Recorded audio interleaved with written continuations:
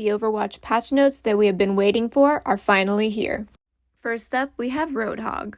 His chain hook, the impact damage was reduced from 30 to 5, and the enemy final position distance from Roadhog after being pulled is increased from 3 to 4 meters.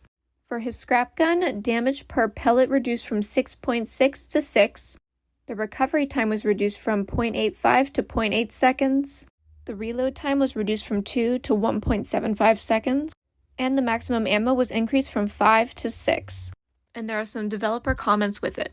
These changes aim to reduce the frustration of dying in one shot immediately after being hooked and pulled by Roadhog. Chain hook is still a powerful utility to forcibly reposition enemy players, so it will still often lead to eliminations. Its effectiveness will now be dependent on specific hero matchups and how the hook target is able to respond. So what does all of this mean for Roadhog? Well, he certainly will still be able to one-shot, he just might have to work slightly harder for it. It's going to come down to how you and your team react to somebody being hooked. Next up, we have Orisa. During her Fortify, the health bonus is now reduced from 125 to 75. Now this is a pretty big nerf, but I think overall it's for the better. Because as much as I love playing Orisa, she's definitely hard to eliminate. This one's been a long time coming, but Sojourn. And she's finally had some changes to her railgun. The energy gain is no longer based on damage done by primary fire. Each primary fire hit against an enemy player now grants 5 energy.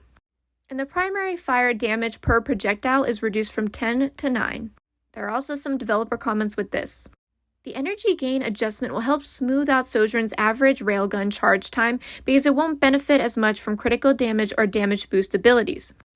Hitting armored targets or other sources of damage reduction will result in quicker energy gains than before.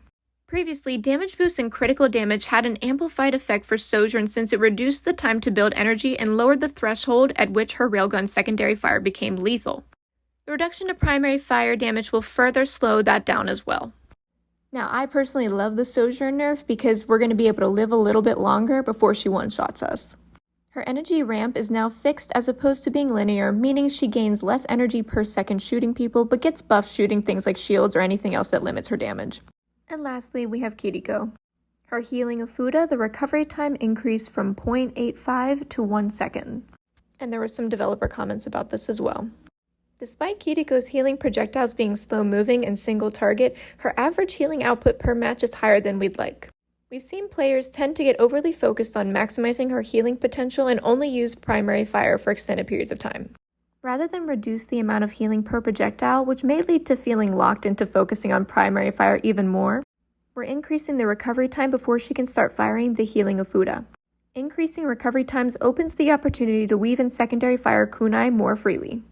Now this isn't exactly what I expected to see as a change to Kiriko. I'm interested to see how it plays out in game. What do you guys think about all the changes? Do you think they are fair or do you think they're not enough? Make sure to let me know in the comments and follow to stay up to date with all the Overwatch news.